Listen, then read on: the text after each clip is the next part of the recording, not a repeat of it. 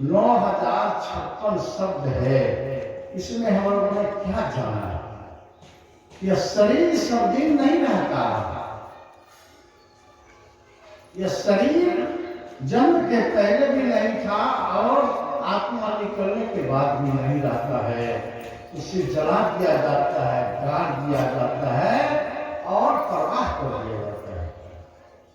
ये संसार में लोग जितना कुछ करते हैं उनके साथ कुछ जाता नहीं है। यह संसार में जन्म क्यों लिया है?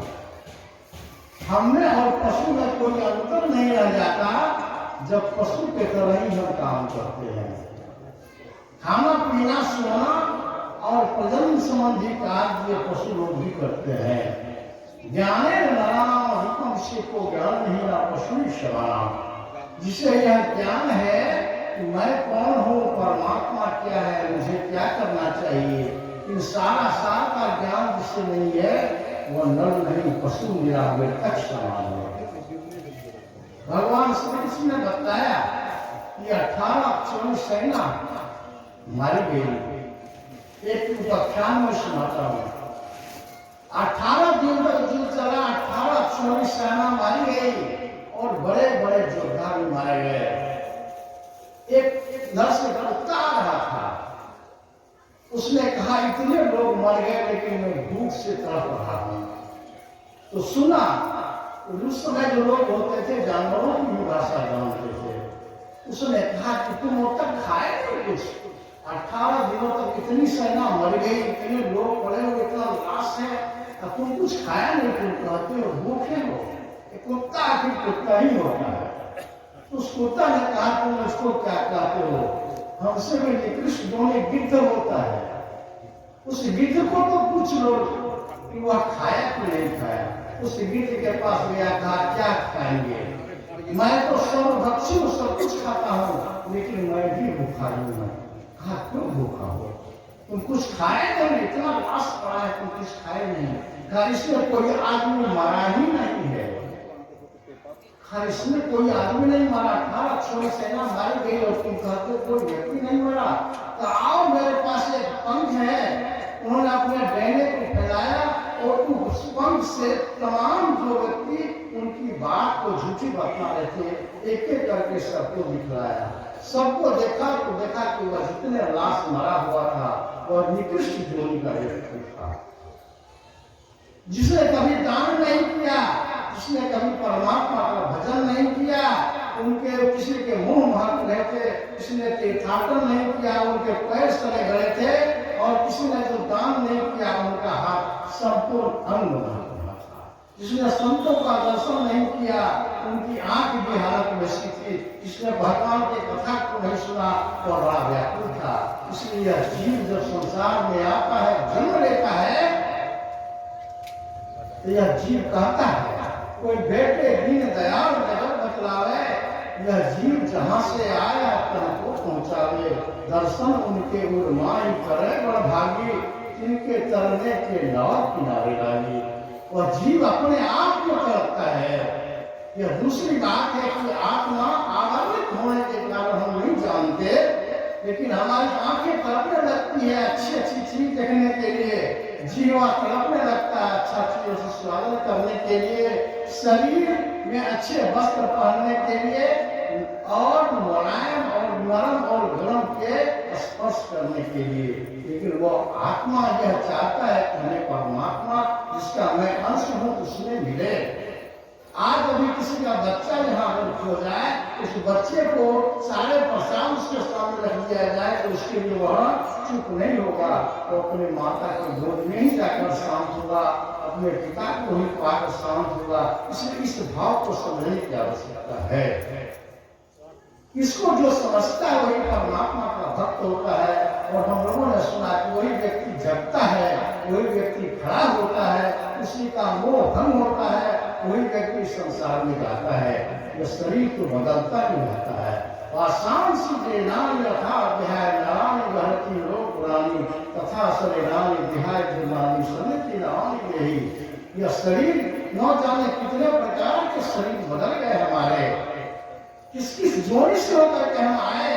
जिस तरह से कोई फटे कपड़े को गंदे कपड़े को और भीगा हुआ कपड़ा को बदल देते हैं, नया कपड़ा वस्त्र धारण करते हैं। इसी तरह से यह शरीर बार बार जन्म लेता है, बार बार मर करके नया नया शरीर अपने कर्म के अनुकूल पाता है। इसलिए अच्छा कर्म करना चाहिए। अच्छा कर्म करने के लिए हम लोगों ने सुना यह शरीर नाशवान है और मन चलायमान है। यह मन ही इस आत्मा को धकेलता है और आत्मा की पुकार होती है परमात्मा की आवाज को सुनने के लिए। इसलिए परमात्मा का ख्याल करना चाहिए, परमात्मा का गुणानुवाद करना चाहिए। ऐसा नहीं कि आज कहीं कुछ हो गया आयोजन तो आ गए, भक्ति भाव भागो नदी समय पाए गहरे। सबसे अच्छी वही सरिता जो माघ मास ठहरे। जो लोग अपने घर में थोड़ा बहुत भी परमात्मा को याद करते हैं, खाने के समय, नहाने के बाद, सोने के समय, वही पूज्य परमात्मा को पुकार करते हैं। गृहस्थ आश्रम में घर त्याग करने की आवश्यकता नहीं, घर में ही रहिए। घर में भोग भोग घर ही में, घर तक बन को जावे, घर बन को गए कल्पना उदे तब हूँ कहाँ समाये। घर जाकर अगर किसी का बाहर जाकर साधु पुरुष घर के अगर किसी का मन घर में लगा हुआ होता है, ऐसा साधु बनना न बनना बराबर है। लेकिन जो घर में रहकर भी परमात्मा को याद करते हैं, सोने वक्त अब तो कोई काम नहीं रहता है, नहाने के तुरंत बाद और भोजन के पहले परमात्मा को जो याद करता है, उसकी याद, उसकी फरियाद ऊपर वाले सुनते हैं। इसलिए भगवान के मुख से निकलने वाली कही और उन्होंने सुना अंतिम पंक्ति है गीता का सारा और सबसे महत्वपूर्ण बात यही है, सर्वधर्मान परित्यज्य माम एकम शरणं व्रज अहं त्वा सर्वपापेभ्यो मोक्षयिष्यामि मा शुचः। मैं आप तमाम धर्मों को छोड़कर, धर्म का यह नहीं कोई हिंदू है, कोई मुस्लिम है, कोई ईसाई है, कोई सिख है, तो सब धर्मों को छोड़कर, ऐसी कोई बात नहीं। कहा अपने जो इंद्रियां है, 5 ज्ञान इंद्रियां, आंख जो चाहता है कि अच्छी वस्तु को देखें तो आंख से परमात्मा को ही देखें, या अपने सदगृहस्थ को देखें। कान से परमात्मा का भजन सुने या अपने काम की बात को सुने, किसी की निंदा नहीं सुने, न निंदा करें। मुख से जब बोले तो परमात्मा की बात को बोले, किसी की चुगली चपाटी नहीं करें और बिना स्वाद के भोजन करें। ऐसा नहीं कि गृहस्थ आश्रम में कभी कमी होता है, कभी तीखा, कभी फीका।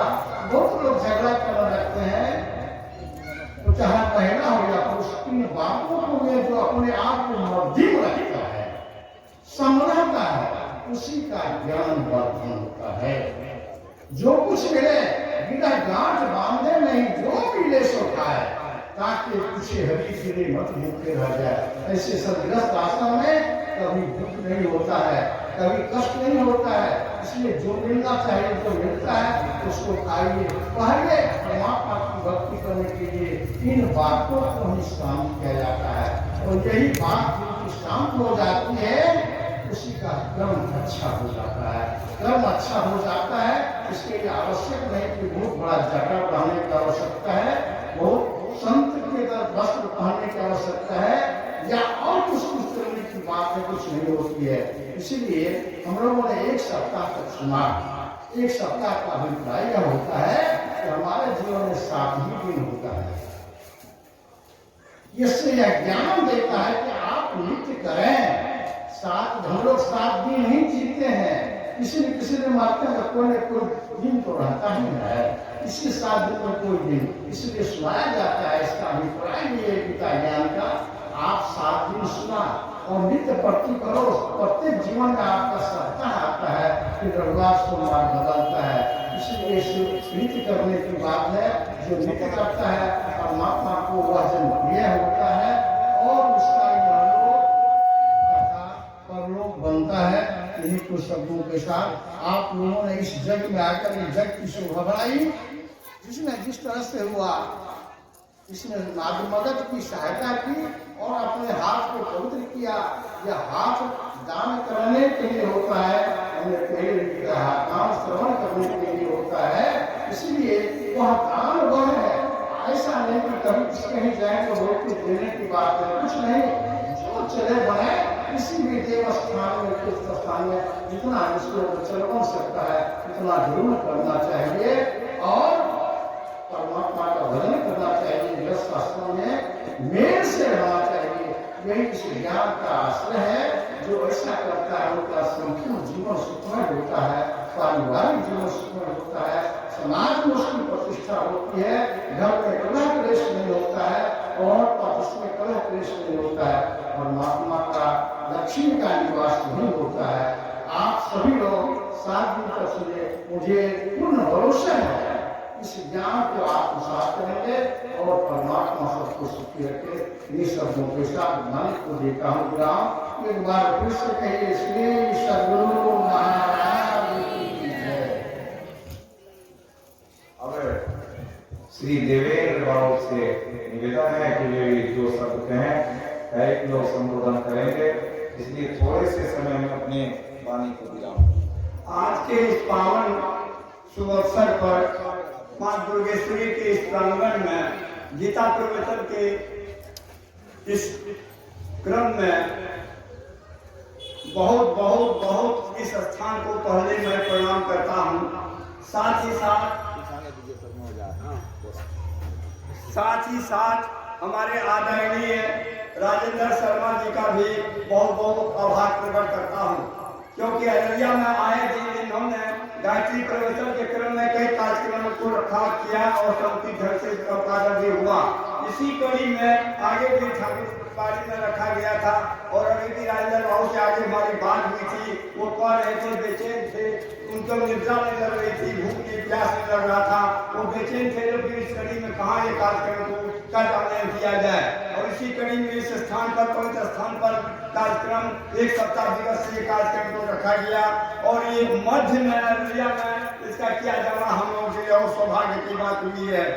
बातें बहुत बड़ी है, धर्म के बात पर, कर्तव्य के बात पर, ईमानदारी के बात पर, क्रोध नहीं करने के बात पर आदि आदि आदि बहुत सारी बातें। मैं केवल एक समय का बहुत अभाव है, मैं इसलिए एक छोटी सी बात कहना चाहूंगा। यदि पराये के लिए कुछ हम लोग नहीं कर पाते हैं तो अपने लिए तो बहुत कुछ करते हैं। आज हम देखते हैं क्या भारतीय को संस्कृति और गीता और रामायण में भी एक बात दिया गया है और एक गाना में भी कहा गया है कि प्यासे को यदि पानी नहीं पिलाए तो अमृत पिलाने से क्या फायदा। हम देखते क्या है हमारे घर में, हमारे परिवार में, समाज में हम देखें क्या, पहले तो बहुत सारे लोग भूखे प्यासे हाथ में ले आते थे हम लोग के बीच में, लेकिन समय के परिप्रेक्ष्य में देखते हैं कि उसमें बहुत बड़ी कमी आई है। लेकिन यदि हम लोग केवल एक ही बात को अंगीभूत कर रहे हैं कि कोई भी हम लोग के सानिध्य में आवे, उनको वस्त्र नहीं है या उनको भूख है या उनको प्यास है, यदि उनकी संरचना को हम लोग मजबूत कर देते हैं, उनकी पूर्ति कर देते हैं, हम नहीं समझते हैं तो इससे बड़ी और कोई धर्म हो सकता है और कोई पंथ हो सकता है। जिसकी आज की समाज में स्नेह का, आपसी प्रेम भाव का इतना कमी हो गया है, जो धर्मशास्त्र से भी हम लोग कहा गया है। और रामायण में जैसे कहा गया कि क्या जो राम जी लक्ष्मण जी सीता की पैर को कभी नहीं दे पाए, पहचान जब करने की बारी आई तो उनको पैर का कोई ज्ञान ही नहीं था। लेकिन आज की परिस्थिति क्या हो गई है, आज हम लोग की परिस्थिति ये हो गया कि मुंह देख करके भी हम लोग पहचान नहीं कर पाने में बगल पड़ जाते हैं। तो ये धर्म के रास्ते पर चल के रामायण और गीता को विचार को लेकर के हम लोग के आचरण में ऐसी बात आनी चाहिए जो आचरण से समाज में उसका इफेक्ट पड़े और समाज में ये पैगाम जाए कि जो हम लोगों में ये जो गीता प्रवचन का सुना गया, देखा गया और मनन किया गया, उसका हम लोग पर कितना बड़ा छाप पड़ा है क्या नहीं। ये तो सर्वोपरि है कि भगवान का कहना यही है कि हमारे सानिध्य में जाएगा, जो आवेगा, जो हम पर निर्भर होगा, हम उसका पूरा उसके समर्पण पर उसके पागल जैसा भगवान हो जाता है। कई जो प्रसंग आया है। अब फिर अंततः ये भी बात आ जाती है कि जिसम भवानी जुगे जुगे जब जब प्रलय होता है तब उनका अवतार होता है। इन सारी बातों को हम लोग गाँव बहनों और हमारे भाई बहनों सारे लोग जान रहे हैं, लेकिन इसको मनन करने का जरूरी है और मनन के साथ साथ इसको कार्यान्वयन करने का जरूरी है। समय का बहुत अभाव है, अब आरती होने ही वाला है, इसलिए हूँ और आप लोगों को आने का और कष्ट उठा करके इस सत्संग में भागीदारी करने के लिए बहुत बहुत बहुत बहुत धन्यवाद। श्री लक्ष्मी बाबू से अनुरोध है कि वे भी अपने मतलब को 5 मिनट में कहें और दो चार आदमी बोलेंगे। आप लोग थोड़ी देर शांत रहें, मैं समय के अंदर ही समाप्त करूंगा, कोई लेट नहीं होगा।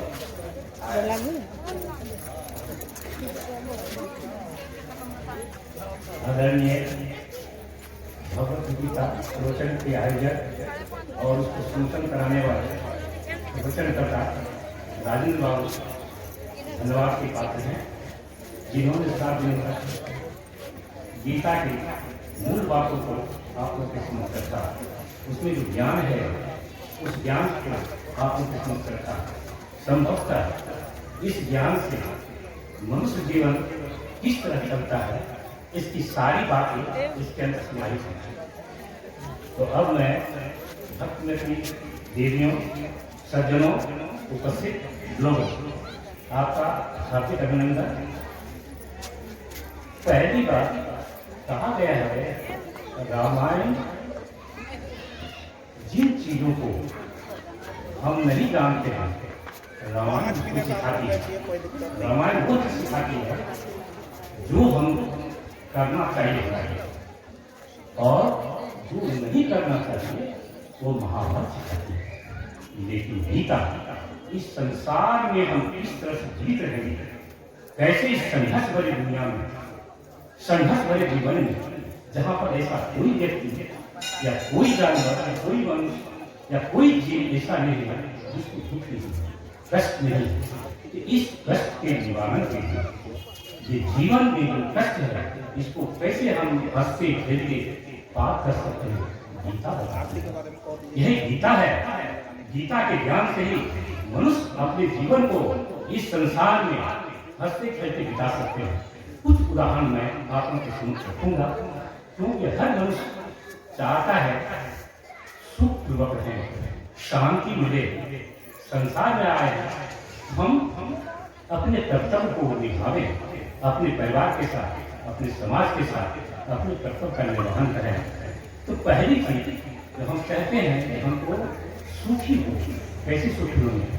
तो एक श्लोक है, सपनों की एक सोलू प्राप्त विमुक्ता काम क्रोध वेगम सुखिनरः।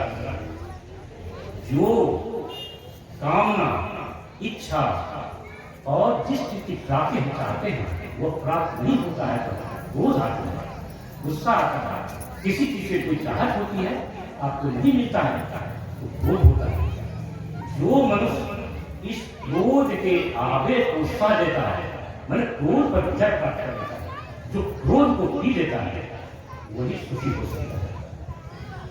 अपने क्रोध को जो बिखरने दिया, एक क्रोध से हजारों झंझट लड़ाई झगड़ा उत्पन्न होता है। महाभारत की इसी क्रोध का परिणाम है। इसलिए महाभारत नहीं हो, हमारे परिवार में हो, समाज हो या देश में हो, यदि शांति चाहते हैं तो प्रत्येक मनुष्य को अपने क्रोध पर विजय प्राप्त करना चाहिए, तभी आप सुखी हो सकते हैं। और कहा कर्म के प्रति क्या आपकी इच्छा होनी चाहिए, किस तरह से होना चाहिए? कर्मण्येवाधिकारस्ते मां फलस्वपदात्मा कर्म फल हेतु मां सर्वा वस्तु अकर्मणि। 3 ज्ञान इसमें दिए गए, 3 चीजें बताई गई हैं। आप कर्म करने का अधिकारी, काम करने का अधिकारी, काम कर सकते हैं, बिजनेस कर सकते हैं, खेती कर सकते हैं, व्यापार कर सकते हैं, लेकिन फल के अधिकारी आप नहीं है। यदि आपके मन में ये बात बैठ जाए, भगवान हमको कर्म करने के हाथ पैर दिए, लेकिन फल के अधिकारी हम नहीं। ये मन में हमको सदों के रखना पड़ेगा, फल देने का अधिकारी नहीं ऊपर वाले। हम जो चाहते हैं तुरंत हमको कर्म का फल मिल जाए, बस कोई नहीं होता है, वही तकलीफ होती है, क्योंकि कर्म का फल मिलता नहीं। बिजनेस करने वाले किसी का बिजनेस समाप्त हो जाता है, व्यापार करने वाले का व्यापार समाप्त हो जाता है, नौकरी करने वाले का नौकरी समाप्त हो जाती है। तो वैसी स्थिति में आप काम करने के अधिकारी हैं, काम के फल के अधिकारी आप नहीं हैं। दूसरी बात, फल की चाहत भी होनी चाहिए आपको। जब हम काम कर रहे हैं तो हमको काम करना चाहिए, गेहूं कसना चाहिए। आप इसकी चाहत मत करें। गीता का यही ज्ञान है, तो आप उस चीज को चाहे नहीं, देने वाली बने। तीसरी बात इसमें आती है, यदि आप सोचेगा काम करूंगा, हम गेहूं नहीं उगेगा, धान नहीं उगेगा, खेती क्यों करूं, क्यों काम करूंगा? नहीं, भगवान उपदेश देते हैं आप काम के प्रति लगाव होना चाहिए, काम नहीं करें ऐसी प्रवृत्ति नहीं होनी चाहिए। तो इसलिए यदि आप इन 3 बातों को याद रखेंगे तो काम करना मेरा अधिकार है, काम के फल के प्रति मेरा पूरे अधिकार है, फल देने वाले भगवान है। वैसी स्थिति में कभी कभी होता है, फल नहीं मिलता है तो चिंता करने लगते हैं, रोने लगते हैं, तड़पने लगते हैं, भगवान आपकी सेवा इतनी की मैंने, लेकिन कोई फल नहीं मिला। ये सोचना ही नहीं है, हमारा काम का कर्म करना, और काम करने के बाद यदि फल नहीं मिलता है तो अपने को भगवान को सौंप दे। भगवान आपने जन्म दिया है, जो आप जिस तरह हमको रखना चाहते हैं उसी तरह मैं रखूंगा, मेरा इस पर कोई रोल नहीं है, कोई अधिकार नहीं है। तो दूसरी चीज आप अपने जीवन में इन 3 बातों को मूल रूप से याद रखेंगे तो आप जी सकते हैं। इसके साथ ही कहा गया है कि आप शांति से कैसे रह सकते हैं। ठीक है, समय का अभाव है, इसलिए मैं चाहूंगा ये संक्षिप्त रूप में, ठीक है, तो मैं यही विराम देता हूँ। वैसे मैं चाहूंगा जितने भी आए हैं सज्जन, महिलाएं, देवियां आई हैं, ये जो 7 दिनों का प्रवचन हुआ, इससे जो ज्ञान प्राप्त किया उसको अपने जीवन में अमल कीजिए। वैसे सुनने सुनाने से कुछ नहीं होता है, जब आप अपने जीवन में इसको अमल कीजिएगा तभी कुछ आपको शांति मिल सकते हैं, समाज में अच्छा काम कर सकते हैं, आपकी प्रतिष्ठा होगी। कुछ भी हो अपने जीवन में इन ज्ञान को अमल कीजिए। इसी बातों के साथ मैं आप लोगों को फिर शुभेच्छा करता हूँ। अब हम लोग के बीच ओम प्रकाश जी, जो सोनू नाम से भी पुकारे जाते हैं, इंजीनियर साहब से कहेंगे कि वो भी अपने कुछ संदेश, क्योंकि वो गायत्री परिवार से जुटे हुए एक धर्मनिष्ठ व्यक्ति हैं। धर्म के बारे में कौन जानते, जो धर्मज्ञ होते हैं। इसलिए उनसे आग्रह है कि वे भी 2 मिनट में कुछ संबोधन करें। बोलिए कृष्ण भगवान की, बोलिए कृष्ण कन्हैया लाल की। दोनों हाथ भगवान दिए हैं, हमें कुछ अभी कहना नहीं है। हमारे जो बाबा हैं सब कुछ 7 दिन में समझा है, सिर्फ हम इतना ही कहना चाहते हैं, भगवान 2 हाथ दिए हैं अच्छे कर्म को करने के लिए। आज दिल खोल के दोनों हाथ को ऊपर करें और भगवान कृष्ण जो उनकी जो है जयकार दिल खोल के करें। बोलिए कृष्ण भगवान की, बोलिए कृष्ण भगवान की, बोलिए आनंद कंद भगवान की, बोलिए कन्हैया लाल की। बहुत बहुत धन्यवाद हमारे बाबा का, क्योंकि हम घूम रहे थे तो 7 दिनों से लोग यह कह रहे थे कि यह कौन करवा रहा है, यह कौन करवा रहा है, यह कौन करवा रहा है। कम से कम हमसे 100 लोग जरूर पूछे होंगे। आज संयोग था कि हमें माइक मिला और ये कहने का अवसर मिला कि भगवान का जहां भी कोई काम होता है वह कोई मनुष्य नहीं कराता। भगवान का काम जो होता है भगवान स्वयं कराते हैं। भगवान कहते हैं कि पास रहता हूँ तेरे सदा मैं, अरे पास रहता हूँ तेरे सदा मैं, अरे तू नहीं देख पाए तो मैं क्या करूं, तू नहीं देख पाए तो मैं क्या करूं। कोसता दोष देता मुझे है सदा, मुझको यह न दिया मुझको वह न दिया। अरे श्रेष्ठ सबसे मनुज तन तुझे दे दिया। 84 लाख योनि में भटक कर हम आए हैं, श्रेष्ठ सबसे मनुज तन तुझे दे दिया। कर्म करना तुझको न आए तो मैं क्या करूं। बोलिए कृष्ण भगवान की। तो आज जो है यह गीता धर्म का प्रचार का जो आज 7 दिन का कार्यक्रम था, ये भगवान का जो है इच्छा थी, वो परम सत्ता की इच्छा थी। वह कार्यक्रम पता है, ये कार्यक्रम ठाकुरबाड़ी में होने वाला था, ये कार्यक्रम और कहीं होने वाला था और किसी ने सोचा भी नहीं और कहा भी नहीं कि माँ दुर्गेश्वरी मंदिर के प्रांगण में हो। लेकिन भगवत इच्छा हुई और घूमते घूमते बाबा जो है यहाँ माँ दुर्गेश्वरी मंदिर में आए और ये कथा यहाँ हुई और बाबा की भगवान की तो कृपा हुई और इनकी कृपा हुई और इन दोनों की कृपा से जो है आज हम सबों को इन श्रोतागणों को सुनने का अवसर मिला। हम सभी इस नगर की तरफ से आपको कोटि कोटि धन्यवाद देते हैं कि आज गीता की ज्ञान गंगा का प्रवाह आप 7 दिन तक इस दुर्गेश्वरी मंदिर में किए हैं। हम मंदिर के सभी कमेटियों के तरफ से, इस नगर वासियों के तरफ से आपको कोटि कोटि साधुवाद देते हैं कि आप जो कर रहे हैं यही सच्चा कर्म है। मनुष्य के साथ कुछ नहीं जाता है, धन संपदा वो उसका घमंड है, अहंकार है। आप जो समाज को दे रहे हैं वही समाज के साथ जाता है। आप देते रहें और इसमें जहाँ भी जिस चीज की आवश्यकता होगी, यहाँ बहुत सारे धर्मनिष्ठ कर्मनिष्ठ लोग हैं, आपको इस धर्म काम में सहयोग करते रहेंगे। आप इस कर्म में आगे बढ़ें। अररिया का शान है, आज हम टीवी पर बड़े बड़े बाबा का प्रवचन देखते हैं, प्रवचन सुनते हैं, लेकिन गर्व है कि आज अररिया की धरती के ये बाबा बने, ये बेटा अररिया की धरती का, ये दूर दूर जाके अररिया और अररिया से बाहर जाकर के गीता धर्म प्रचार, भगवान के प्रचार का कर्म कर रहे हैं। इसलिए पुनः हम अररिया वासियों की तरफ से आपको कोटि कोटि साधुवाद देते हैं और पुनः आपको हाथ जोड़ के विनती करते हैं कि आपके पास जब भी समय हो आप दुर्गेश्वरी मंदिर में आए और किसी चीज की चिंता न करें। ये टेंट कैसे लगेगा, जनरेटर कैसे लगेगा, माइक कैसे लगेगा, आप आए और लोगों को धर्म की और गीता के प्रचार की बात करें। बोलिए श्री कृष्ण भगवान की। आप लोग यदि हमारे बात से सहमत हैं कि ये दोबारा फिर होना चाहिए तो जोर से फिर बोले, बोलिए कृष्ण भगवान की, बोलिए साधु बाबा की। बहुत बहुत धन्यवाद। के बीच एक हमारे बड़े कर्मठ और नौजवान लोग भी हैं। जहाँ भी मैं जाता तो ये रुक नहीं पाते हैं, इसलिए मैं श्री मुकेश यादव जी से अनुरोध करेंगे कि वो 2 शब्द ले लिखे हैं, क्योंकि हमारे बड़े निकट के सहयोगी हैं।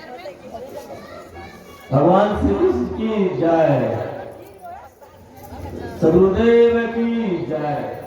18 पुराण और 4 वेद में व्यास जी जब रचना किए तो उसमें 2 ही बात प्रमुखता आई। दूसरों की भलाई करना सबसे बड़ा धर्म है और दूसरों को सताना सबसे बड़ा पाप है। इसलिए हम सब लोग दूसरों की भलाई करें, यही जीवन का सदमार्ग है। इसी शब्दों के साथ मैं आप सबों को सादर प्रणाम करता हूँ। अब मैं चाहूंगा कि हम लोगों के बीच जो सेवानिवृत्त शिक्षक है श्री रामानंद यादव जी हैं, उनसे भी कहेंगे कि वो 2 शब्द कहें। ठीक है, अब समय काफी हो गया है, वो अपनी भावना को आप लोगों को समर्पित कर दिए। ये बड़ा ही सौभाग्य है जब मैंने ये कार्यक्रम यहाँ प्रारंभ किया, किसी ने टेंट दिया, किसी ने स्पीकर, और जब जनरेटर वाले से बात हुई उन्होंने कहा मैं जनरेटर लगा दूंगा। इसलिए पैसे की आवश्यकता नहीं हुई, परमात्मा सारी व्यवस्था कर दिए। इसलिए आप लोगों के सानिध्य में 7 दिन का कार्यक्रम बेरोक टोक होने लगा। लोग तब सोचने लगे कौन चंदा दिया, कैसे हो गया। परमात्मा की जब कृपा होती है उसकी आत्मा में प्रेरित कर दे और उसकी प्रेरणा से यहाँ एक कार्यक्रम संपन्न हो गया। बड़े धन्यवाद कि आप लोग पाते हैं जो शांति ढंग से आकर के इसे सुने। मैं तो दूर दूर के लोगों को सुनाता था, सोचा अपने मोहल्ले के लोग नहीं जानते। बहुत सारे लोग, एक बार गीता का सम्मेलन, एक बार पुराण सम्मेलन हो रहा था, उसमें बुलाया गया एक व्यक्ति को, कहा कि कोई गीता जानने वाले हैं आवे। उसमें एक व्यक्ति वो गीता का पट्टा पहन करके वहां बैठा था, गीता का एक श्लोक नहीं जानता। प्रेरणा मिली तो हमें भी मन में बात आई, अरे लोग जानते नहीं है, जो जानते हैं उसे पहचानते नहीं है। एक पहचान आप लोगों के बीच में लाने के लिए कार्यक्रम रखा गया। हमें धन कमाने की कोई ऐसी लालसा नहीं है, लेकिन भगवान की प्रेरणा है कि इस ज्ञान को लोगों को बताओ तो लोग जानेंगे कि गीता में क्या लिखा हुआ है। आप लोग जाने, बड़े धन्यवाद के पात्र हैं। और आरती होगी आरती शांति पूर्वक से करेंगे, फिर प्रसाद लेकर सब लोग जाएंगे, फिर भगवान की कभी प्रेरणा होगी। कोई व्यक्ति अपने यहाँ चाहेंगे तो क्या भी होगा, कोई खर्च नहीं, कोई पैसा नहीं लगेगा। आजकल लोग ज्ञान को बेच रहे हैं, बांटना बंद कर दिए हैं। मैं ऐसा नहीं करता, मैं इस ज्ञान को बांटना चाहता हूँ, बेचना नहीं चाहता। श्री सद्गुरु महाराज की जय। जय श्री कृष्ण, जय श्री राधे।